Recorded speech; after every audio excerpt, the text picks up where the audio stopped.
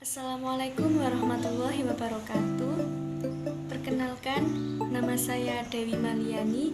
Saya mahasiswa ITSNU Pasuruan, program studi Pendidikan Matematika.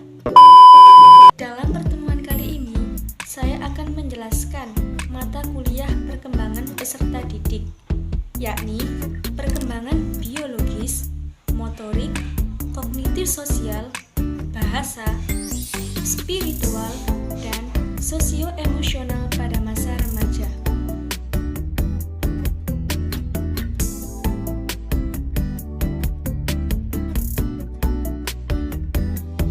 A.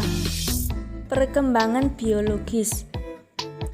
Perkembangan biologis ialah perubahan fisik yang terjadi pada remaja, terlihat saat masa pubertas, yaitu meningkatnya tinggi dan berat badan, serta mulai berfungsinya alat-alat reproduksi yang ditandai dengan head pada wanita dan mimpi basah pada laki-laki.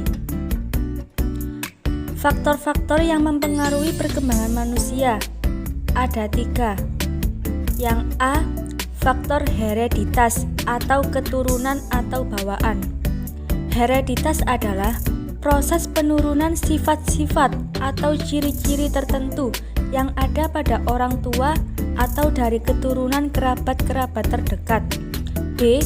Faktor atau kondisi lingkungan. Lingkungan merupakan suatu tempat di mana kita saling membutuhkan atau saling berinteraksi antara manusia yang satu dengan manusia yang lain. Yang C. Faktor maturation atau kematangan. Kematangan adalah siapnya suatu organ-organ fungsi kehidupan, baik fisik maupun psikis, untuk berkembang dan melakukan tugasnya dengan baik. B. Perkembangan motorik. Perkembangan motorik merupakan suatu proses aktivitas individu dengan pertumbuhan yang terkoordinasi di antara jasmani, fisiologis, dan psikologis. Faktor-faktor yang mempengaruhi perkembangan motorik ada 6. Yang pertama adalah perkembangan usia. Usia mempengaruhi individu untuk melakukan suatu aktivitas, karena dengan pertambahan usia berarti menunjukkan tercapainya kematangan organ-organ fisik. B. Tercapainya kematangan organ-organ fisiologis. Kematangan organ fisik ditandai dengan tercapainya jaringan otot yang makin kompleks, kuat, dan bekerja secara teratur. C. Kontrol kepala.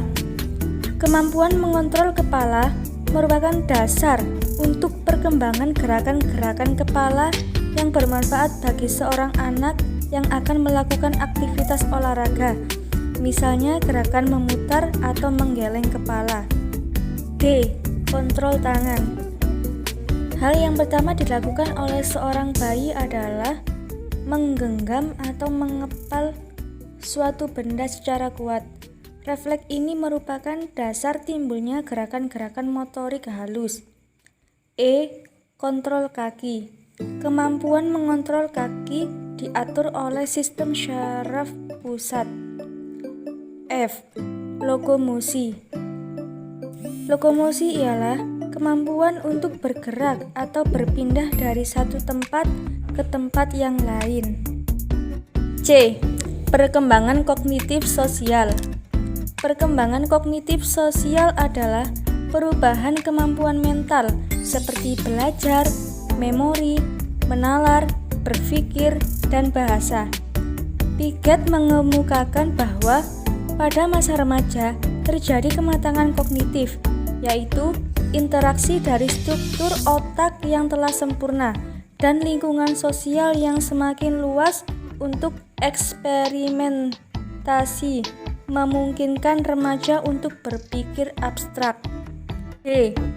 Perkembangan bahasa. Perkembangan bahasa merupakan kemampuan seorang individu dalam menguasai kosakata, ucapan, gramatikal, dan etika pengucapannya dalam kurun waktu tertentu sesuai dengan perkembangan umur kronologinya. Karena perbandingan umur kronologis dengan kemampuan berbahasa individu menunjukkan perkembangan bahasanya. Adapun beberapa aliran yang memiliki pandangan tentang perkembangan bahasa seseorang. Ada 3. Yang pertama, aliran nativisme. Aliran ini berpandangan bahwa perkembangan bahasa seseorang ditentukan oleh faktor bawaan sejak lahir yang ditentukan oleh orang tuanya. Kedua, aliran empirisme atau behaviorisme. Aliran ini berpandangan sebaliknya, bahwa perkembangan bahasa seseorang tidak ditentukan oleh faktor bawaan, melainkan ditentukan oleh proses belajar dari lingkungan sekitarnya. Yang ketiga yaitu aliran konvergensi. Aliran ini mengajukan pandangan yang merupakan kolaborasi antara faktor bawaan dan pengaruh lingkungan. Perkembangan spiritual dan religi. Agama sebagai bagian dari pencarian identitas mereka. Remaja dan dewasa awal mulai bergulat dengan cara berpikir logis dan rumit. Remaja lebih berpikir secara abstrak, idealistik, dan logis dibandingkan anak-anak. Peningkatan cara berpikir abstrak menjadikan remaja mempertimbangkan berbagai gagasan tentang konsep religius dan spiritual. Perkembangan sosio-emosional remaja. Ciri-ciri emosional remaja terbagi menjadi 2, yaitu yang pertama, ciri-ciri emosional usia 12-15 tahun. Cenderung banyak murung dan tidak dapat bertingkah laku kasar untuk menutupi kekurangan dalam hal rasa percaya diri. Kemarahan bisa terjadi, cenderung tidak toleran terhadap orang lain, dan ingin selalu menang sendiri, mulai mengamati orang tua dan guru-guru mereka secara objektif. Kedua, ciri-ciri emosional remaja usia 15-18 tahun. Pemberontakan remaja merupakan ekspresi dari perubahan yang universal dari masa anak-anak menuju dewasa. Banyak remaja mengalami konflik dengan orang tua. Mereka seringkali melamun memikirkan masa depan mereka. Dari pembahasan di atas dapat kita simpulkan, dibandingkan pertumbuhan pada masa anak-anak yang relatif berjalan dengan sangat lambat, kematangan masa pubertas atau masa remaja awal ini berjalan dengan sangat cepat, ditandai dengan perubahan fisik yang sangat menonjol, baik pada laki-laki maupun perempuan. Cenderung pada masa pubertas ini remaja mulai mencari jati diri mereka. Sekian presentasi dari saya. Apabila ada kurang lebihnya, saya mohon maaf yang sebesar-besarnya. Assalamualaikum warahmatullahi wabarakatuh.